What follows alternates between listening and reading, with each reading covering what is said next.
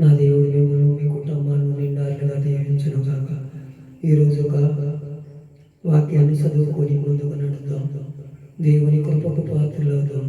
మనమందరము కూడా ఈ పగటి వేళ పగల వెళ్ళ దెబ్బైనను రాత్రి దెబ్బైనను తగలక మళ్ళీ ఒక రోజు పొడిగించి మీ సన్నిధిలో నిలబడటానికి కొన్ని మాటలు మేము తెలుసుకోవటానికి మంచి జ్ఞానం అనుగ్రహించమని మేము వెళ్ళేవారము ఒట్టివారము ఎందుకు పనికిరాని వారము కూడా నీ సన్నిధిలో నిలబడి నిన్ను నీ నామాన్ని ఇచ్చించే ఆలోచన మాకు కలగజేయమని యేసుక్రీస్తు నామం నడుస్తున్నాము తండ్రి.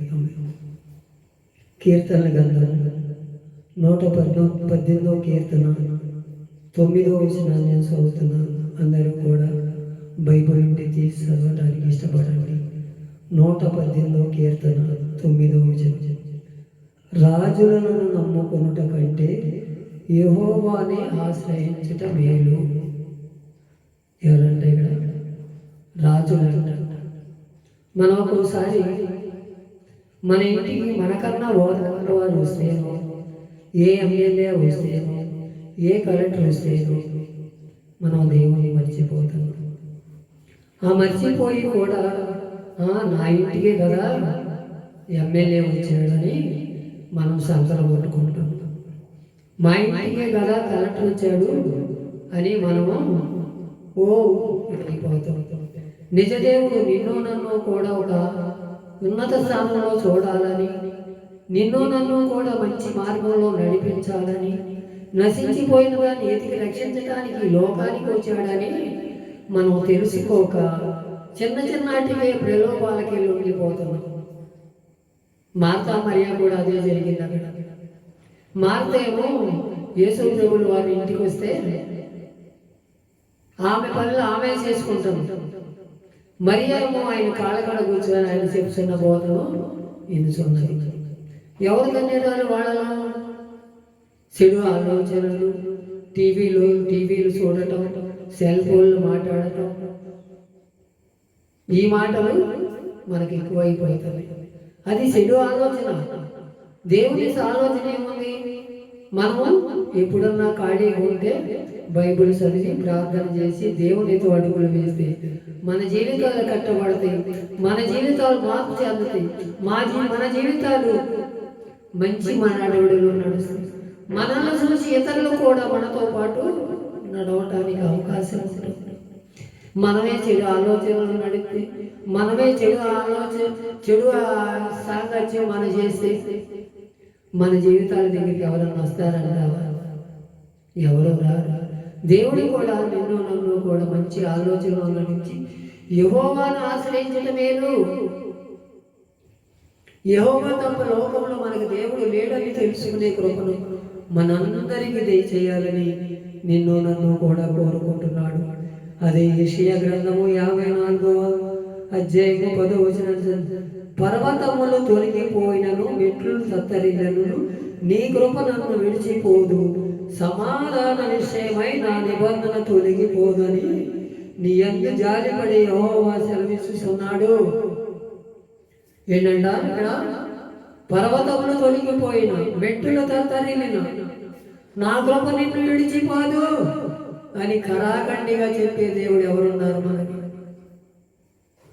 మనం ఆయన నుంచి ఉచిత కృపని పొందుకోలేకపోతున్నాం. ఆ కృపలో నడవలేకపోతున్నాం. యెహోవాను ఆశ్రయించుకుంటే మేలు కృప ఎంత ధన్యకరమైన జీవితం పొందుకోలేకపోతున్నాం. మన ఆలోచనలే మన నడవడిలే నడవే. మనకేదో రోగం వస్తేనో, ఏదన్నా బాధ వస్తేనో, ఏదన్నా ఇరుకు వస్తేనో దేవుడా నువ్వే దిక్కంటావు. అన్నీ సమకూడితే దేవుడు ఎవరో తెలియదనే కాడకు వచ్చేస్తాను. అది ఎంతవరకు స్వభావం మనం తెలుసుకోవాలి. రాత్రికాల సమయం మెట్టులు తత్తరిలను తన ఆలోచన మారదంట. పర్వతములు తొలగిపోయిన, నా కృప నిన్ను విడిచిపోదు. సమాధాన విషయమే నా నిబంధన తొలగిపోదంట. నీతో ఒక నిబంధన చేశాడు. ఏమని? నీ కుటుంబాన్ని నువ్వు కట్టు, నీ అన్నదమ్ములను కూడా, నీ అక్క చెల్లెలను కూడా నీ భాగస్వాములుగా చేసు. వారి మీద నేనే భక్తి పరురాలుని, నేనే భక్తి పరుడిని, నాకన్నా ఎవరూ లేరు, నేనే పరలోకం వెళతాను, వాడు నాకు సంబంధం లేదని ఆలోచన చేసేవారు చాలామంది ఉన్నారు ఈరోజు. వాళ్ళు నా మాట ఎందుకు తింటారయ్యా, వాళ్ళ దారి ఆడదేనయ్యా అనే ఆలోచనే సాకులు చెబుతున్నాం. వాళ్ళ గురించి మనం ప్రార్థన చేయట్లా. ప్రార్థన చేస్తే దేవుడు కార్యం చేస్తాడు. అది వెంటనే జరగదు, ఎప్పుడో జరుగుతుంది. జరిగే వరకు కూడా వారి గురించి మనం ప్రార్థన చేస్తే మన జీవితాలు కట్టుకోబడతాయి. మన కుటుంబాలు నిత్య నరకాగ్నిలో కాలిపోక ఆయన సన్నిధిలో కనబడతాం. పర్వతమును తొలగిపోయినను నా కృప నిన్ను విడిచిపోదు, యెహోవాయే సెలవిస్తున్నాడు అని మనం తెలుసుకోలేని స్థితిలో ఉంటాం. మనం ఇకనైనా అయ్యా నువ్వే యెహోవాను నమ్ముకుంటే, నేను యెహోవానే నమ్ముకుంటాను, ఆయనే నా ఆశ్రయ దుర్గం, ఆయనే నాకు రక్షణకర్త అయి ఉన్నాడు. నన్ను పగల ఎండ దెబ్బైనను, రాత్రి వెన్నె దెబ్బైనను తగలక ఆయన నిత్యం నన్ను కాపాడుతున్నాడు. నా కుటుంబాన్ని కూడా ఆయన రెక్కల కింద భద్రపరుస్తున్నాడని ఒక సాక్షి జీవం మనలో ఉండాలి. ఆ సాక్షి జీవమే నిన్ను నన్ను కూడా ముందుకు నడిపిస్తుంది. 1 కొరింథీ పత్రిక 1వ అధ్యాయం 9వ వచనం చదువుతున్నాను. మన ప్రభు అయిన యేసుక్రీస్తు అను తన కుమారుని సహవాసమునకు మిమ్మును పిలిచిన దేవుడు నమ్మదగిన వాడట. ఎంత చక్కని మాట చెప్తున్నాడు. మిమ్మును పిలిచిన దేవుడు అంట నమ్మదగిన దేవుడిని నమ్మాలి మనం. చూసి నమ్మిన వారి కంట చూడక నమ్మిన వారు ధన్యులు.